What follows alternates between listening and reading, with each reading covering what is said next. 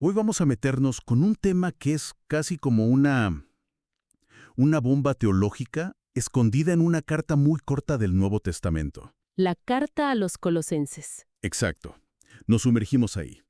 Y es que, al parecer, la iglesia de Colosas estaba siendo tentada por ciertas filosofías que querían, digamos, bajarle el perfil a Jesús. Querían convertirlo en un ángel más o en un maestro entre muchos otros. Y la respuesta del apóstol Pablo, bueno, no es un simple regaño.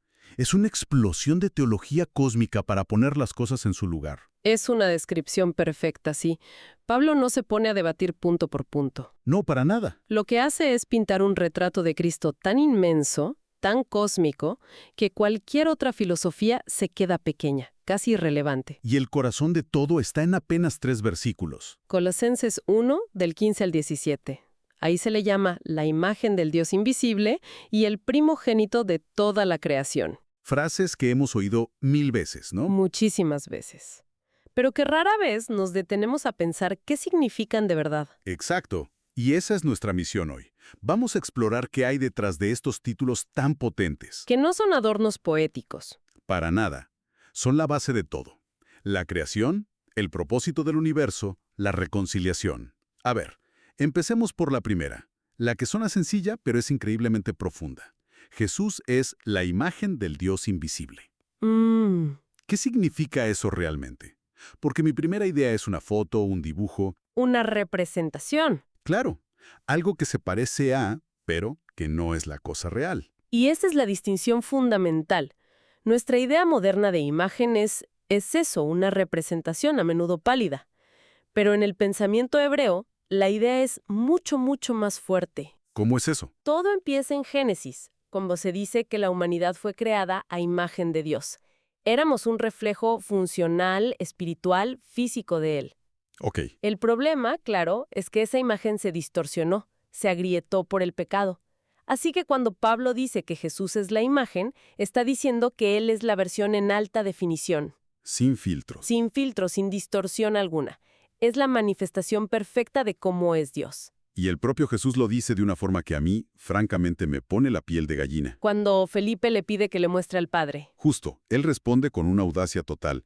El que me ha visto a mí, ha visto al Padre. No dice, ha visto un boceto o se puede hacer una idea. No. Dice textualmente, ha visto al Padre. Eso rompe por completo nuestra idea de una simple imagen. Es un punto clave. Es como si Jesús dijera, ¿quieres saber cómo es el carácter de Dios? Mírame a mí. ¿Quieres saber cómo reaccionaría Dios ante un necesitado? Mira cómo reacciono yo. ¡Wow! Y esto conecta con lo que dice la carta a los Hebreos, que lo describe como la huella exacta de la naturaleza de Dios. Hay una frase que me encanta que lo resume así. Jesús es el pensamiento de Dios hecho audible y el carácter de Dios hecho visible. No es una copia. No es una copia al carbón, es el original manifestado en carne y hueso. Claro. Y ahora que lo dices, pienso en todas esas veces en el Evangelio de Juan que Jesús dice, yo soy. Yo soy el pan de vida. Yo soy la luz del mundo. Siempre pensé que eran metáforas hermosas. Pero hay más, ¿verdad? Es casi un eco. Es un eco directo de cuando Dios se revela a Moisés en el Antiguo Testamento. Como yo soy el que soy. Precisamente, Jesús está usando el mismo lenguaje divino. No es una coincidencia. Es una afirmación sutil pero increíblemente poderosa de su identidad. Y esto nos lleva a la pregunta más importante de todas, la que define el cristianismo. Así es. Si Jesús no fuera Dios mismo, si fuera solo un ser creado, incluso el más grande de todos, ¿qué sentido tendría su muerte en la cruz? Ninguno. Si un ángel muere por nosotros, es una gran hazaña.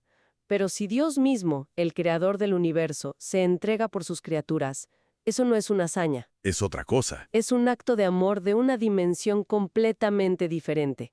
La identidad de Cristo y el significado de la cruz son inseparables. Entendido. Eso pone la vara muy, muy alta. Y nos lleva directamente al siguiente título, que tengo que admitir, siempre me ha causado confusión. A todos, creo. El primogénito de toda la creación. Mi cerebro, de forma automática, escucha eso y piensa, ¿fue el primer ser que Dios creó? Ayúdame a entender por qué esa interpretación, al parecer, no es la correcta. Es una confusión muy común porque usamos la palabra primogénito casi exclusivamente en su sentido cronológico. El primero en nacer. Exacto. Pero en la cultura bíblica, el término tenía un peso mucho mayor. Ser el primogénito era un título de rango, de preeminencia, de herencia. O sea, no siempre era el primero. No siempre tenía que ver con ser el primero en nacer. Pensemos en los ejemplos que conocemos de la propia Biblia. Isaac no fue el primer hijo de Abraham, pero recibió la herencia del primogénito.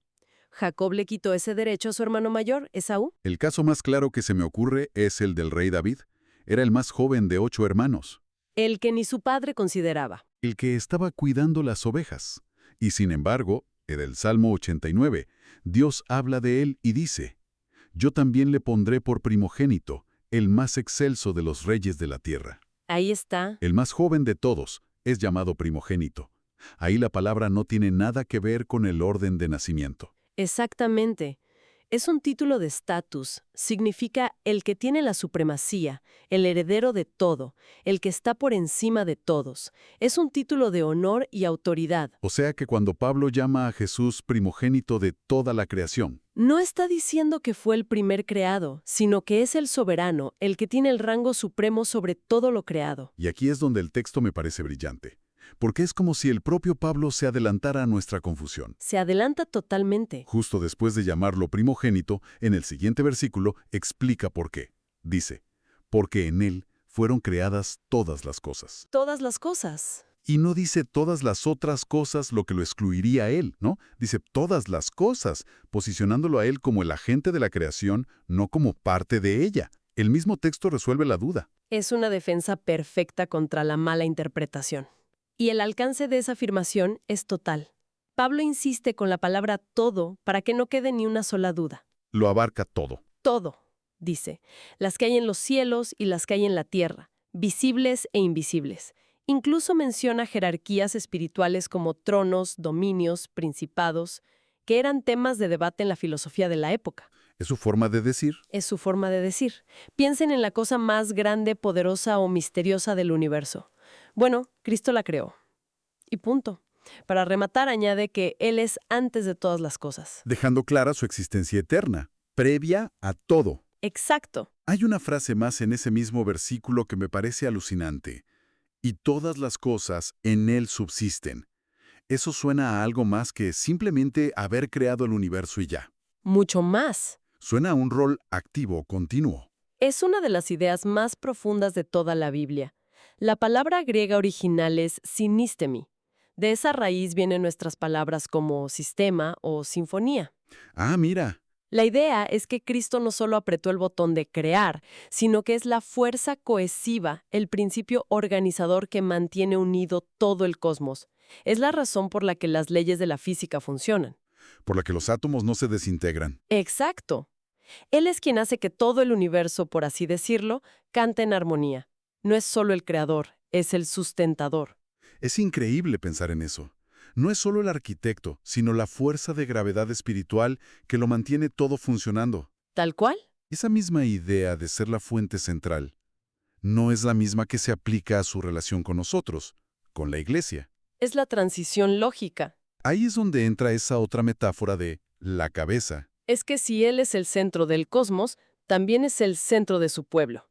Y sí, la metáfora de cabeza como líder o jefe era muy común. Sí, eso se usa hasta hoy. En el Antiguo Testamento, cuando se nombraban líderes, se decía que eran cabezas sobre el pueblo. A la nación de Israel se le prometía que sería cabeza y no cola. Es una imagen muy clara. De liderazgo, autoridad, dirección. Exacto. Y Pablo la lleva a otro nivel en sus cartas, sobre todo en 1 Corintios, cuando describe a la Iglesia como un cuerpo. La analogía perfecta. Si la Iglesia es el cuerpo y Cristo es la cabeza, la conexión es total.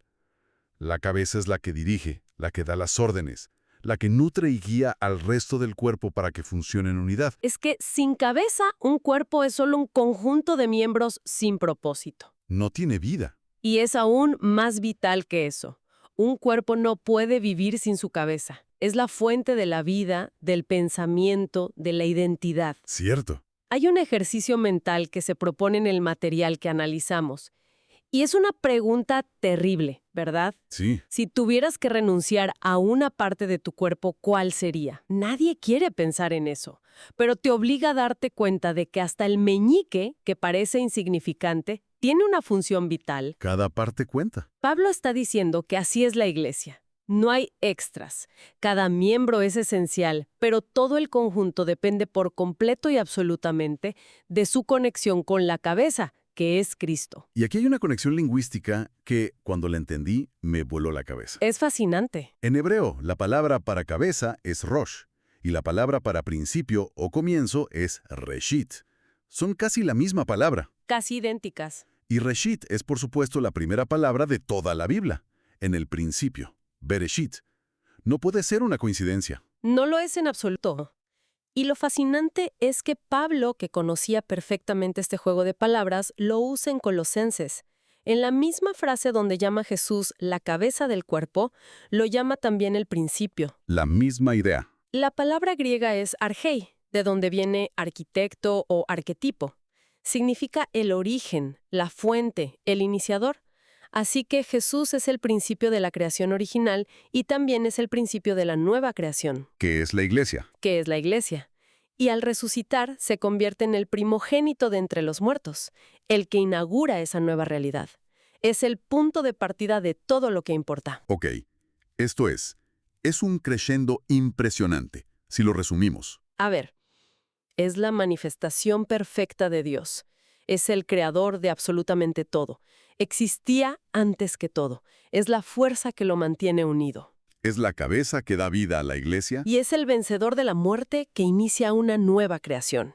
Es como si Pablo estuviera apilando título sobre título para que no quede la más mínima duda de su supremacía total. Y todo ese crescendo explota en los 2 versículos siguientes, el 19 y el 20, con el concepto final, la reconciliación. La reconciliación. El texto dice que a Dios le agradó que en Cristo habitara toda la plenitud. Esa palabra, plenitud, significa la totalidad de los poderes y atributos divinos.